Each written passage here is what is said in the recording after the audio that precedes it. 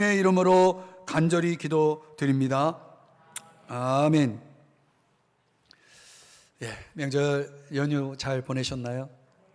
반갑습니다.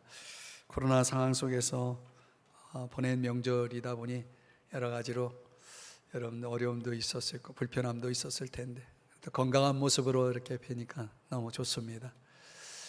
오늘도 말씀으로 은혜 받으시고 힘을 얻으시기를 주의 이름 축복합니다.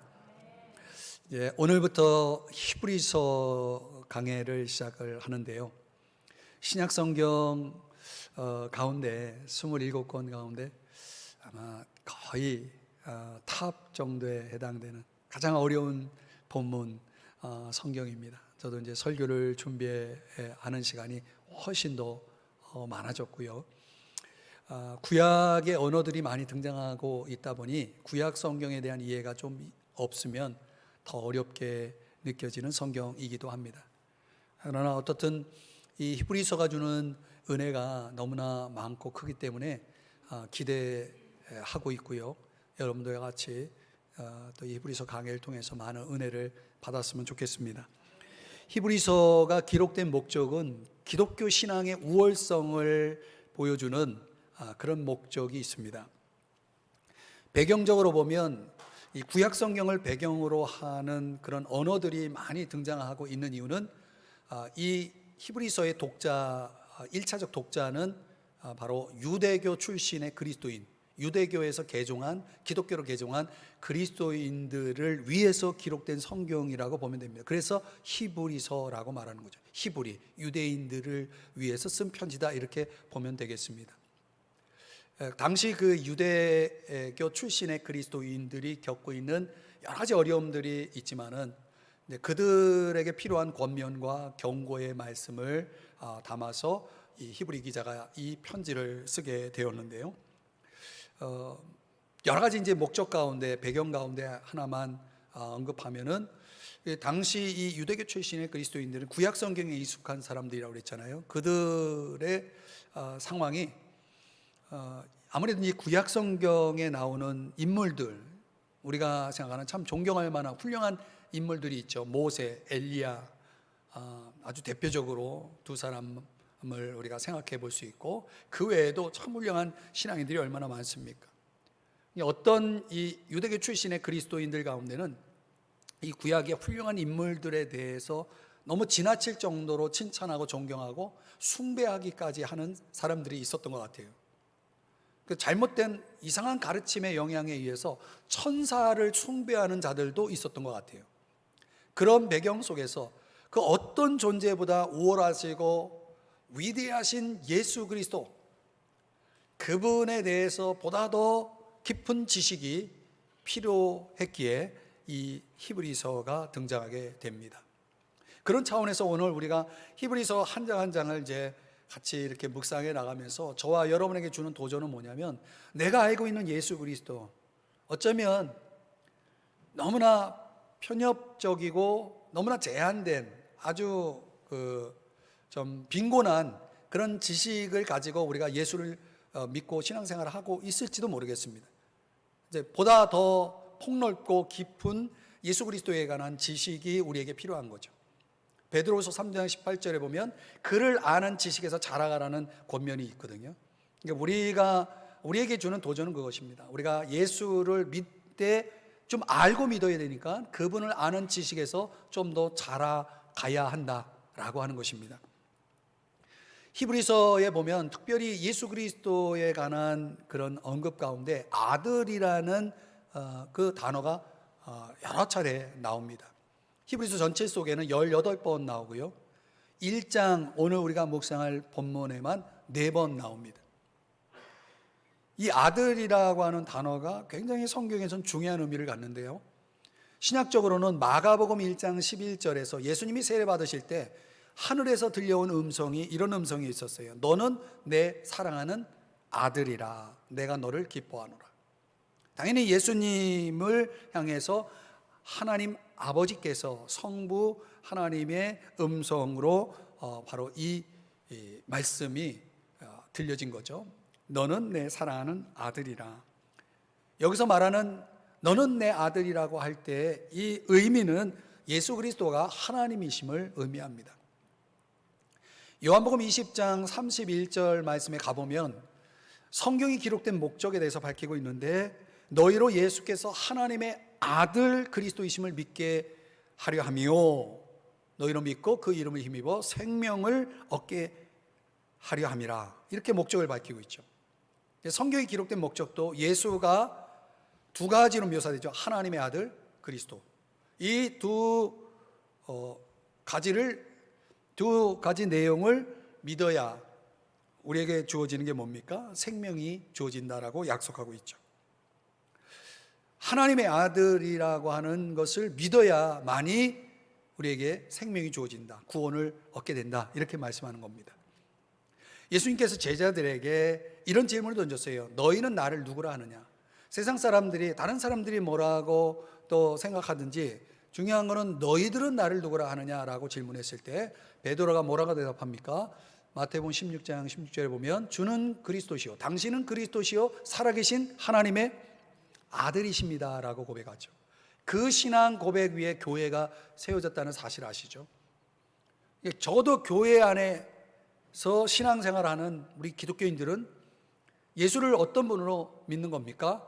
그분은 그리스도시고 그분은 살아계신 하나님의 아들이시다라고 하는 그런 신앙 고백을 가지고 있는 사람들이죠.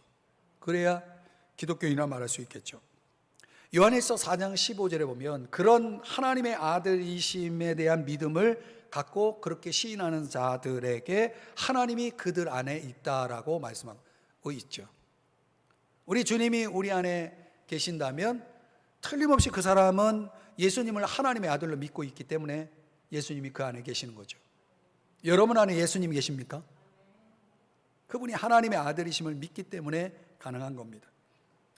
요한일서 5장 20절 21절에 보면은 그 우리 안에 계신 예수님이 어떤 분이냐면 참 하나님이시오 영생이라고 말씀하고 있어요.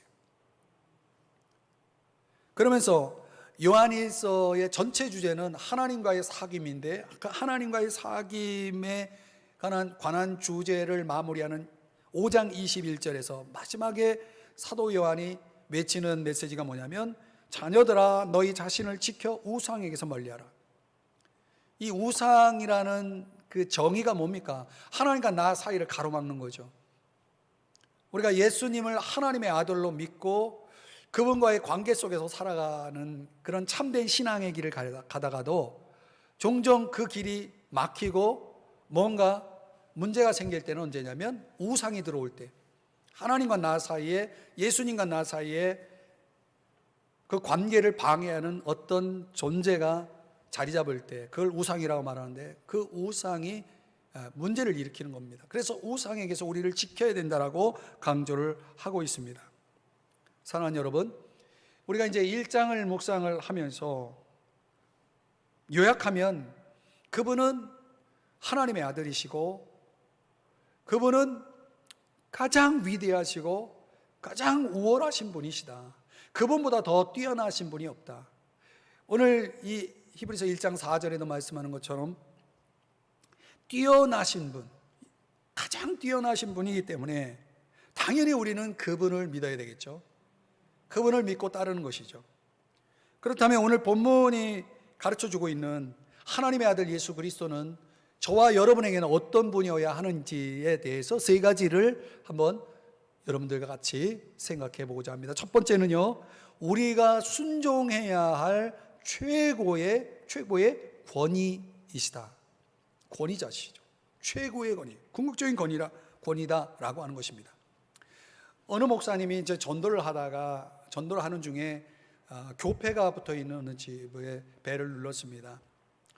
한 분이 이제 주인이 나왔는데 그분에게 이 목사님이 이제 이렇게 인사를 했어요. 안녕하세요. 이 댁에 주님이 계신가요? 이렇게 물었습니다. 이 댁에 주님이 계신가요? 그러니까 당연히 그 집에 사시는 분이 뭐라고 대답했냐면 나 교회 다닌다고 대답했습니다. 나 교회 다닌다. 그러자 재차 다시 목사님이 질문한 거예요. 뭐라고? 주님이 계시나요?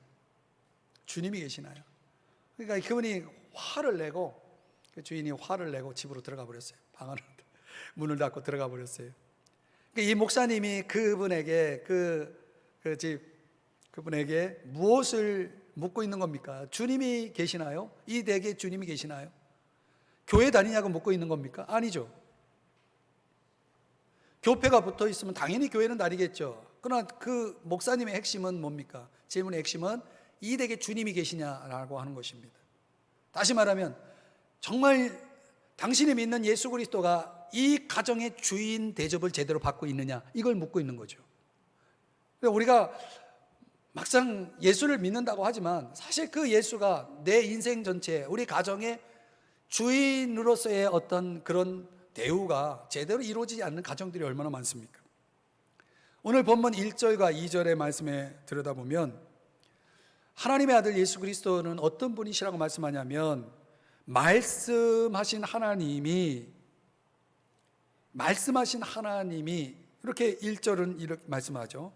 어떻게 말씀하셨냐면 조상들에게 여러 부분과 여러 모양으로, 누구를 통해서? 선지자를 통해서. 이게 1절의 말씀이에요.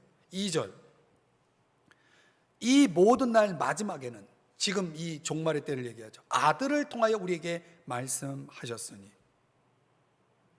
그러니까 이 내용을 종합해 보면 세 가지 사항을 우리에게 말해주고 있죠. 하나는, 하나님은 어떤 분이시냐면 자신을 드러내어 말씀하시는 분이다. 하나님은 말씀하시는 분이에요.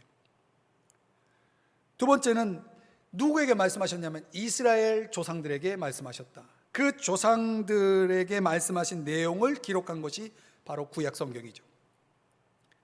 우리가 구약 성경을 보면 거기에 여러 선지자들이 나오잖아요.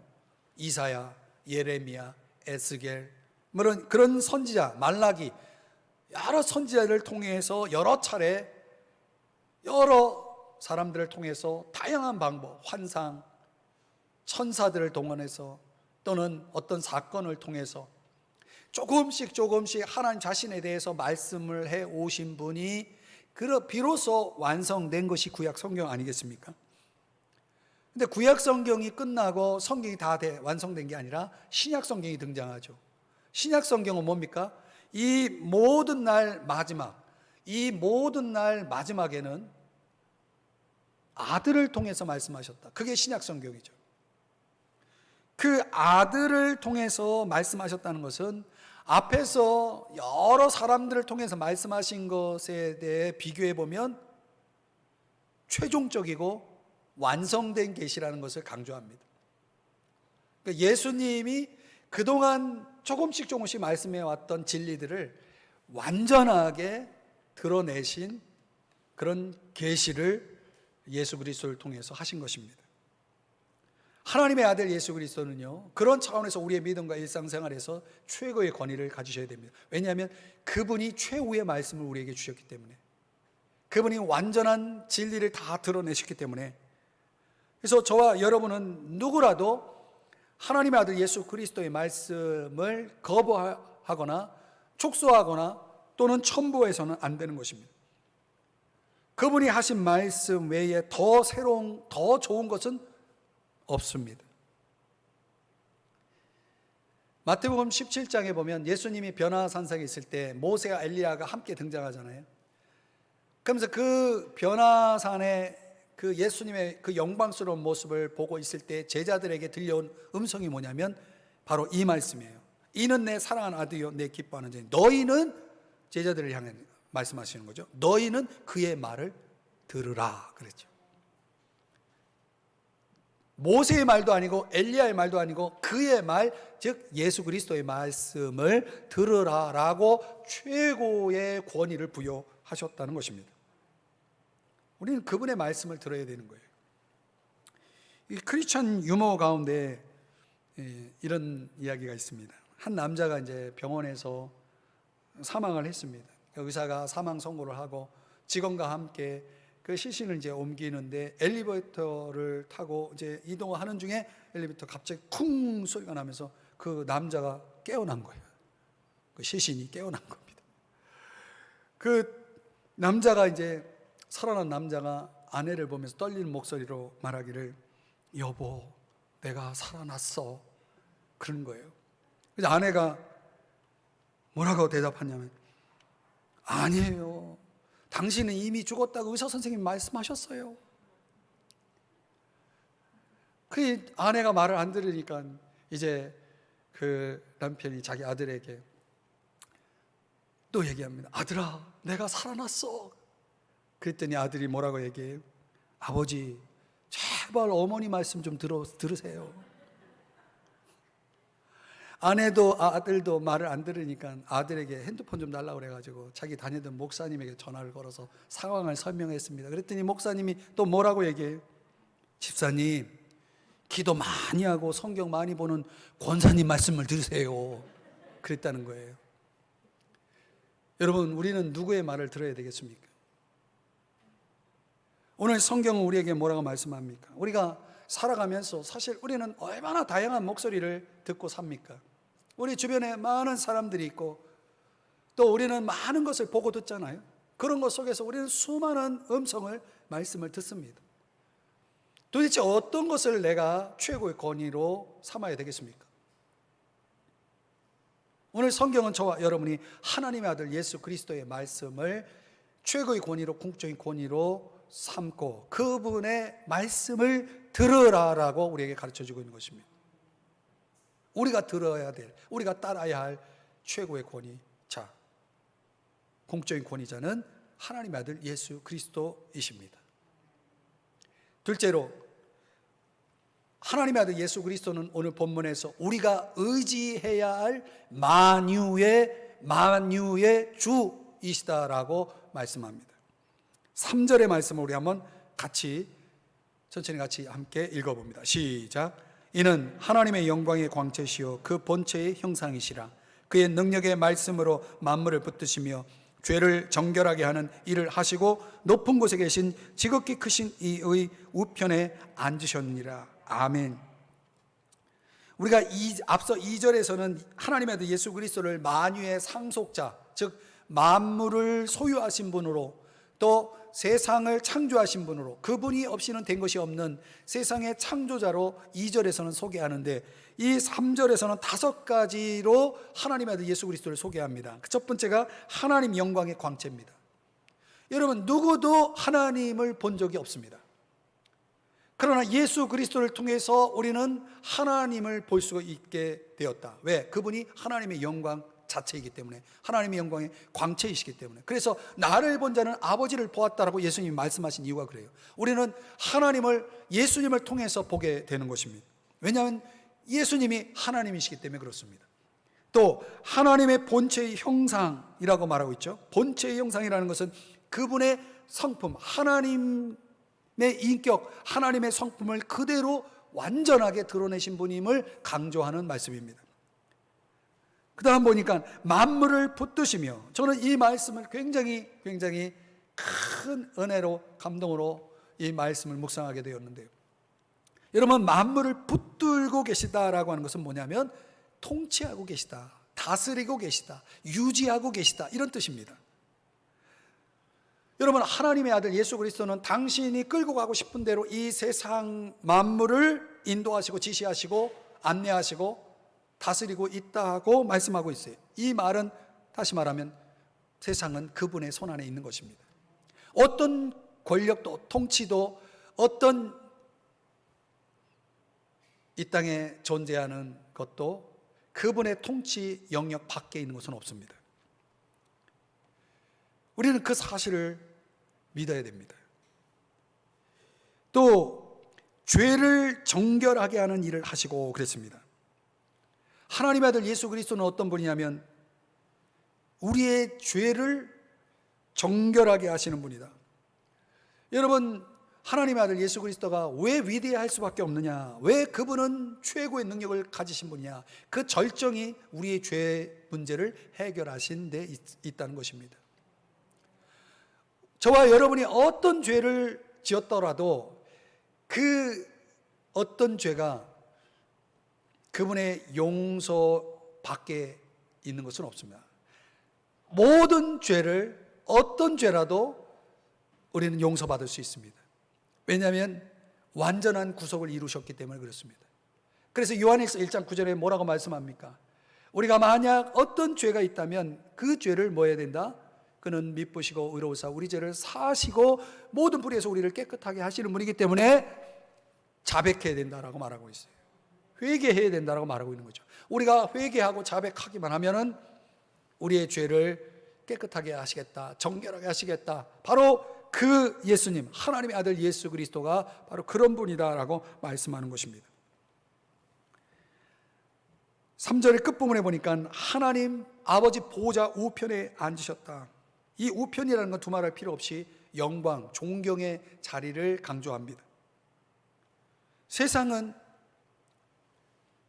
바로 이 예수 그리스도 하나님의 아들 그분 안에서 움직이고 있는 것입니다. 그분은 창조자이시고 또 구원자이시고 통치자이신 것입니다. 만약 우리가 하나님의 아들 예수 그리스도를 그런 창조주 또는 통치자, 구원자로 진정 믿는다면 우리의 삶의 모든 문제를 그 믿음에다가 적용해야 됩니다. 우리의 재정 문제, 건강 문제, 가족 문제, 어떤 문제라도 그 문제가 바로 창조주요 통치자요 구원자이신 예수 그리스도라는 그분에 대한 믿음으로 그 문제를 바라보고 그 문제를 해결하고 그 문제를 극복해 나가야 한다는 말씀이죠. 왜냐하면 그분의 손 밖에 있는 것이 없기 때문에, 우리의 인생의 문제 가운데 그분의 통치 영역 밖에 있는 것은 없기 때문에 그렇다는 거예요. 아멘이십니까?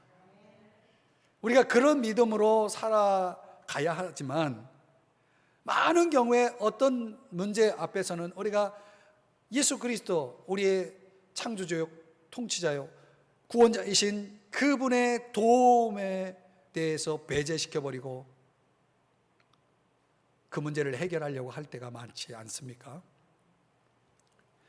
여러분, 예수 그리스도 하나님의 아들이신 그분보다 더 잘 아는 전문가가 있겠습니까? 더 잘 고치는 의사가 있겠습니까? 더 잘 해결할 수 있는 자문가가 있겠습니까? 있습니까? 없습니까? 없죠. 없어야 됩니다. 있다면 그분이 하나님이죠. 그분이 전능자겠죠. 저 미국의 전 대통령 지미 카터가 이 선물로 지닌 기도 문구 명판이 있다고 하는데 거기에 그런 내용이 적혀 있다는 겁니다. 오 하나님, 하나님의 바다는 너무너무 크고 나의 배는 너무나도 작습니다. 여러분, 우리의 인생의 항로를 보면 너무나 복잡하고 정말 시시때때로 우리가 극복할 수 없는 그런 상황들이 얼마나 많이 주어집니까? 마치 그 넓은 바다에 아주 초라하게 떠 있는 작은 배처럼 말이죠. 우리 자신이 그런 모습인 거죠. 그래서 내 자금에 대한 깊은 깨달음이, 인식이 그 넓으신 하나님에 대한 필요를 인식하게 만든다는 것입니다. 내가 작으면 작을수록, 이 역설적인 겁니다. 내가 작다는 걸 깨달으면 깨달을수록 하나님은 더 크게 보여지기 때문에 그 하나님을 붙잡게 되어지는 것이죠. 더글라스 반 스티어라고 하는 신학자가 있는데, 그 신학자는 로마서 11장 36절 말씀에 근거해서 적어도 우리는 세 가지 믿음을 가지고 살아야 된다고 말하고 있습니다. 로마서 11장 36절의 말씀이 뭡니까? 현대인의 성경으로 한번 같이 읽어볼까요? 시작. 만물이 다 그분에 의해서 창조되었고 그분을 통해서 생동하며 그분을 위해 존재합니다. 아멘. 그러니까 모든 것이 주님에게서 왔다는 믿음. 그분이 주시지 않은 게 어디 있습니까? 생명으로부터 시작해서 모든 걸 우리에게 주시지 않았습니까? 또 모든 것이 다 주께 속해 있다는 것, 그분의 손안에 다 있다는 거예요. 성공과 실패, 우리의 모든 삶의 문제들을 다 그분의 손안에 있음을 믿음으로 인해서 우리는 그분에게 맡길 수가 있는 거죠. 그래서 기도하는 거 아니겠습니까? 또 모든 것이 주님에게로 돌아간다는 믿음. 우리는 언젠간 그분 앞에 서게 될 것이고 그분에게서 우리의 인생에 대한 평가를 받는, 심판을 받게 될 것입니다. 그럴 때 우리가 그 때를 생각하면서 지금을 살아야 되는 것이죠. 이런 믿음이 우리에게 있어야 된다는 거예요. 한마디로 말하면 우리는 그분 없이는 살아갈 수 없는 존재라는 것을 말씀하고 있는 것입니다.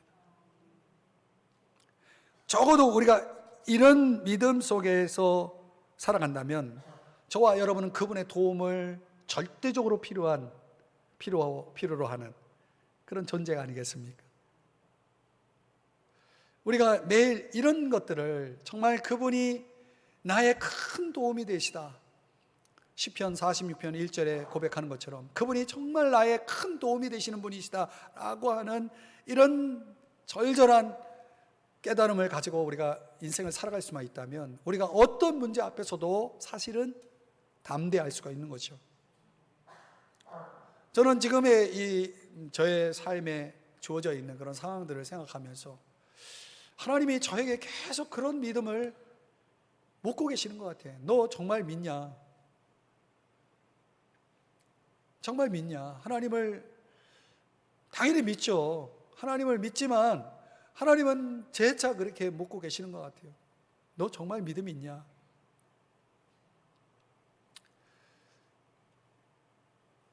제가 초기에 이제 대학교 3학년 때 이제 휴학 중에 예수님을 믿게 되었는데요. 그 초기에 그 사건이 갑자기 생각이 나요. 교회를 나갔는데 도대체 하나님이 살아계시다는 것이 다가오질 않아요, 마음에. 믿어야겠다라고 하는 생각은 갖게 돼서 이것도 하나님의 은혜죠. 그래서 교회는 나갔지만 도대체 내가 잘 하고 있는 건지, 교회를 제대로 나온 건지, 또 앞으로 계속 다녀야 될지 거기에 대한 확신이 없어요. 그래서 어느 날 제 마음속에 그런 질문이, 기도가 아니고 그런 질문이 던져지는 거예요. 하나님 정말 살아계시면 보여달라고. 근데 그런 상황에서 제가 이제 학교에서 이런 축제 때 그 학술지 같은 것들이 이제 제작이 되는데, 그때 거기에다가 출품을 하면은 상금이 있었어요. 상금. 우리 집에 15만 원이 필요했어요. 형편이 좀 어려웠거든요. 그 15만 원이 필요했는데 그 학술지에 이제 당선이 되면, 제가 이제 공과대학을 다녔는데 그 당선이 되면 30만 원이 나오는 거예요. 근데 제 1년 후배랑 같이 둘이서 이제 그 논문을 썼는데, 소논문을 쓴 거죠. 그럼 둘이 썼으니까 이제 반반씩 나누면 얼마? 15만 원이잖아요. 근데 이제 과정을 다 설명할 수는 없지만은 그걸 이제 못 받게 된 상황이 됐어요. 그래서 제가 마음속에 그렇게 질문했어요. 제 기도라고 말씀 안 드렸죠. 왜냐하면 저에게 그때 믿음이, 하나님에 대한 믿음이 없으니까 기도라고 할 것도 없어요. 만약 내가 이걸 받게 된다면 하나님 살아계시다라고 내가 믿겠다. 받았을까요? 안 받았을까요? 받았죠. 그러니까 제가 지금 이 자리에 있지 않습니다. 만약 그때 받지 않았다면 어쩌면 저는 정말 교회를 다시는 나오지 않았을지 모르겠습니다. 지금 목사가 되어 있지도 않았겠죠. 말도 안 되는 이상한 일이 벌어졌어요. 그래서 제가 그걸 받았어요. 지금 제 본가에 가면 그 흔적이, 15만 원의 흔적이 있어요. 뭐라고 말씀 안 드리겠지만. 정말 절절하게 어떤 도움이라는 것이 내게 필요하다는 걸 느끼게 되면 내 힘으로 할 수 없는 문제에 대해서는 아웃소싱이 필요한 거죠. 바깥에서 도움이 주어져야 되는 것이죠. 그 바깥에서 도움이 어느 누구도 해결할 수 없는 거라면 하나님밖에 없는 거죠. 저는 우리 인생 속에서 그런 하나님을 자꾸 경험해야 된다고 믿습니다. 그 지식에는 계시적 지식이라는 것이 있어요. 성경이죠. 그 실증적 지식이라는 게 있어요. 이건 체험이죠. 그러니까 성경이라는 것이 믿어지기 위해서는 체험은 꼭 필요합니다.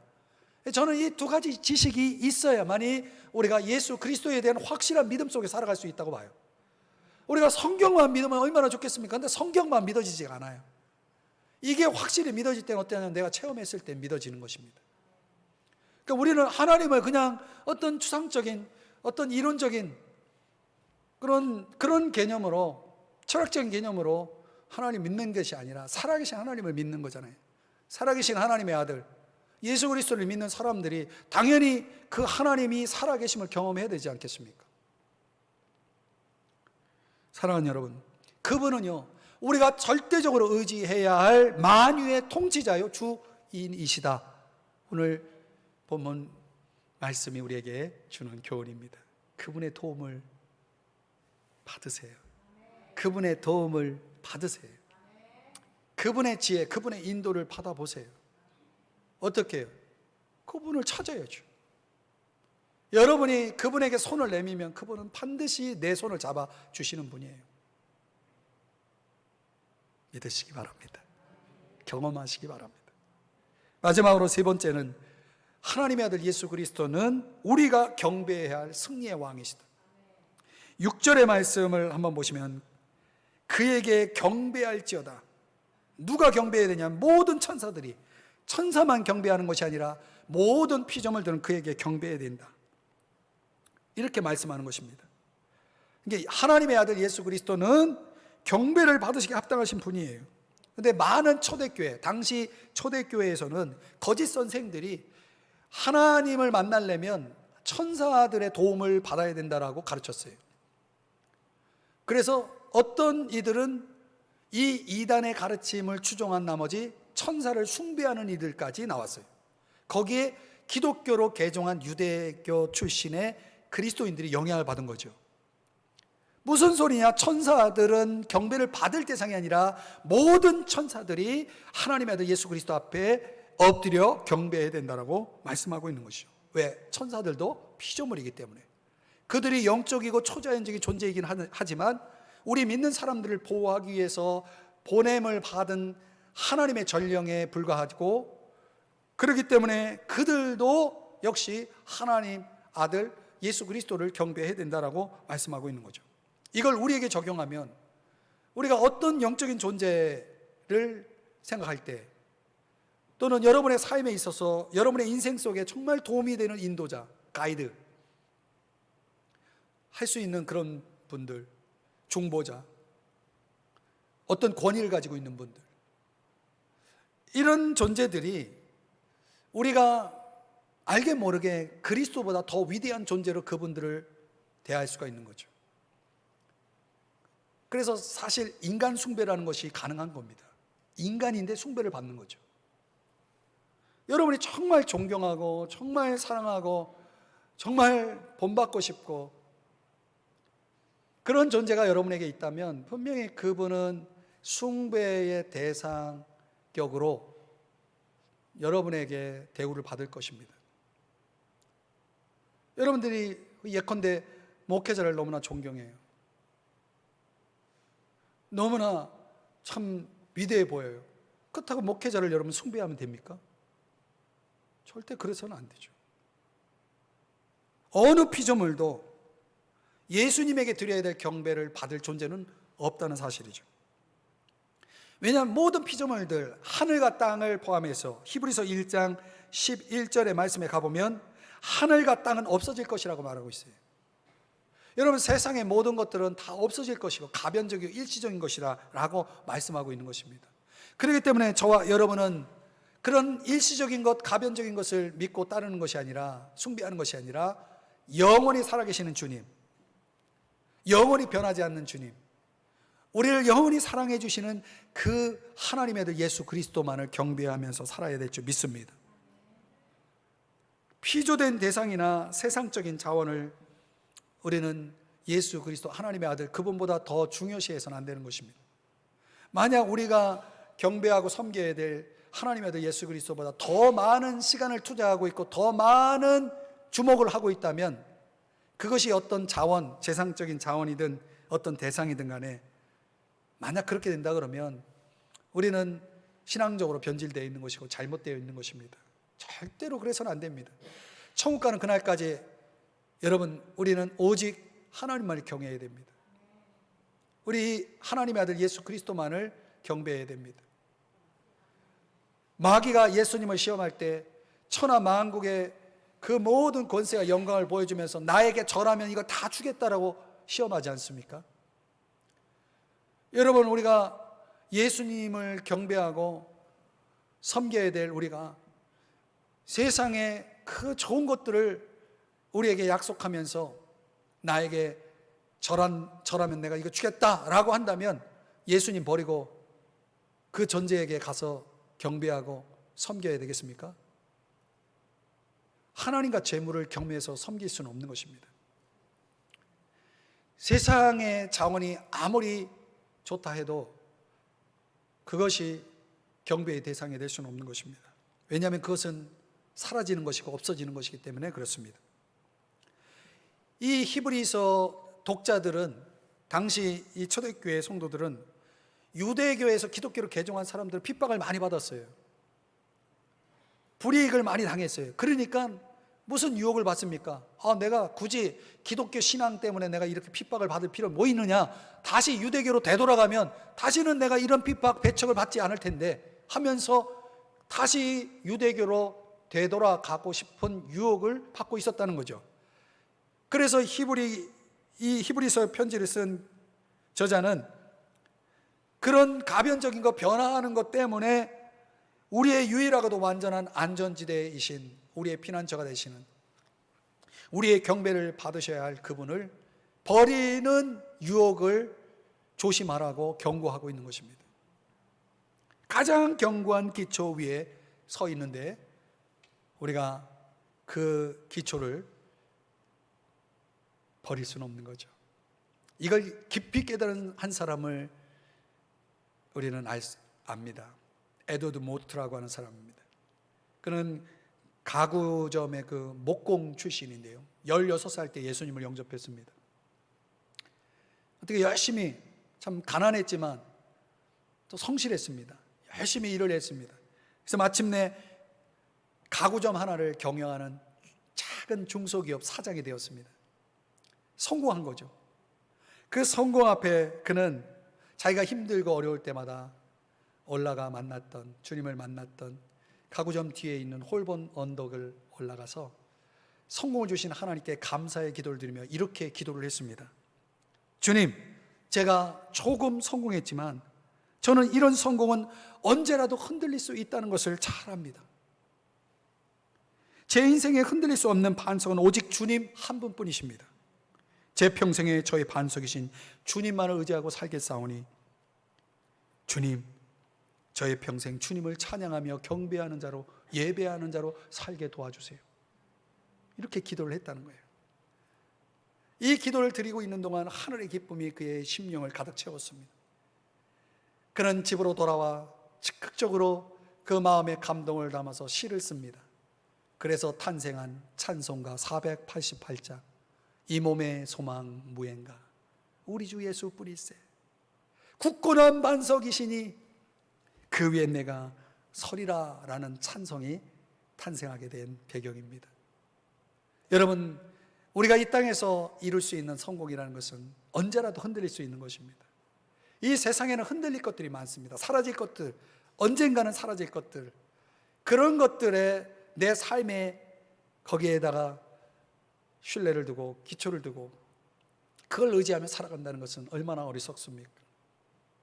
세상의 바벨론은 다 무너질 것입니다. 요한계시록 18장에 말씀하는 것처럼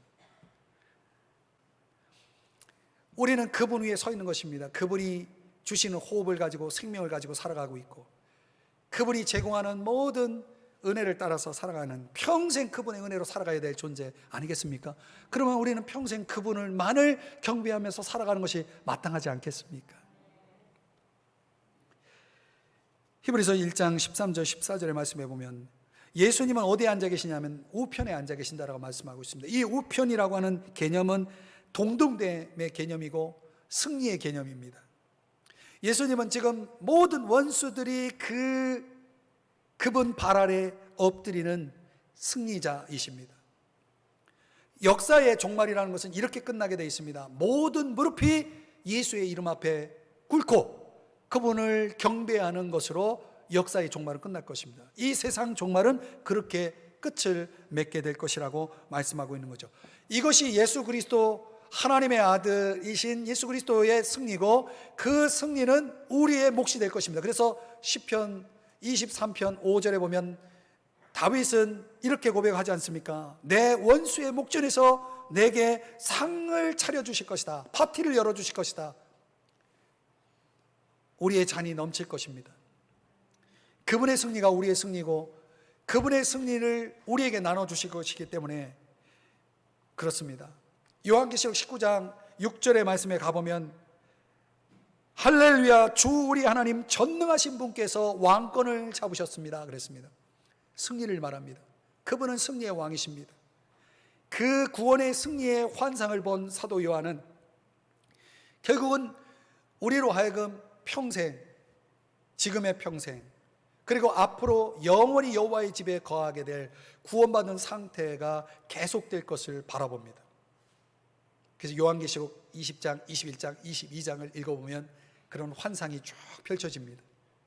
영원한 구원의 승리를 경험하게 될 많은 무리들의 이야기를, 찬양을 소개하고 있는 것이죠. 그래서 요한계시록 6장 10절에도 구원하심이 보좌에 앉으신 우리 하나님과 어린 양에게 있다라고 말씀하면서 12절에 가보면 아멘, 찬송과 영광과 지혜와 감사와 존귀와 권능과 힘이 우리 하나님께 세세토록 있을지어다 아멘 하더라. 이런 찬양으로 요한계시록에 보면은 천상의 예배 장면을 소개합니다. 이제 말씀을 적용해 보겠습니다. 오늘 저와 여러분이 살아가면서 예수 그리스도를 어떤 분으로 예우하고 있습니까? 하나님의 아들 예수 그리스도는 저와 여러분에게 어떤 분이십니까? 우리가 순종해야 할 최고의 권위이시고 그분의 말씀을 들어야 될, 따라야 될 그런 예우가 그분에게 주어져야 됩니다. 우리가 평생 의지해야 될 만유의 주가 되십니다. 그분의 손 밖에 있는 것은 없습니다. 그래서 우리는 무엇이라도 때를 따라 돕는 은혜를 얻기 위해서는 그분에게 매달려야 되는 것이죠. 저는 지금이라도 그분이 없이는 한순간도 호흡할 수 없을 것 같아요. 그런 심정이에요. 야곱이 야복나루에서 주님 내게 축복하지 않으면 당신을 보내줄 수 없다라고 매달리지 않았습니까? 저는 그 심정으로 살고 있어요. 여러분은 어떻습니까? 그 정도로 정말 야곱처럼 하나님께 매달리고 있습니까? 만약 그런 상황이라면 여러분 그 이상도 더 매달려야 되겠죠. 우리가 경배해야 될 승리의 왕이시기도 합니다. 구원의 승리를 주신 그분께 마땅히 경배해야 되겠죠. 그분만이 경배를 받으셔야 되겠죠. 우리는 예수님을 주라 부르지만 따르지 않을 수 있습니다. 존귀하다 부르면서 섬기지 않을 수 있고, 그분이 부여하다 말하지만 정말 우리는 그분에게 기도하지 않고 살지 않습니까? 과연 우리는 하나님의 아들 예수 그리스도를 제대로 예언하고 있습니까? 우리의 입술의 고백과 삶은 일치하고 있습니까? 이것이 오늘 주님께서 저와 여러분에게 던지는 도전이에요. 질문이에요. 우리는 여기에 답을 해야 됩니다. 이제 여러분들 마음에 결심하면서 이렇게 고백했으면 좋겠어요. 내 평생 하나님의 아들 예수 그리스도를 순종하고 의지하고 경배하며 살겠다. 그러면 어떻게 우리 하나님의 아들 예수 그리스도께서 저와 여러분을 대하십니까? 기뻐하시겠죠. 도와주시겠죠. 승리하게 하시겠죠. 저는 이제 이 1장, 히브리서 1장의 묵상을 시작하면서 좀 큰 기대가 생기는 것은 이 풍성한 예수 그리스도에 관한 지식이 우리의 삶을 지배할 수만 있다면 우리에게 이런 일들이 막 일어나는 거예요. 주님이 살아계시는 증거들이 막 나타나고, 주님만이 홀로 영광을 받으시고 경배를 받으시는 그런 영광스러운 일들이 우리의 인생의 장 속에 펼쳐질 때 에드워드 모트가 깨달은 것처럼 이 몸의 소망이 무언가 우리 주 예수밖에는 없습니다라고 그렇게 고백하며 간증하며 살아가는 우리 모든 성도님들 될 수 있었으면 좋겠습니다. 기도하겠습니다.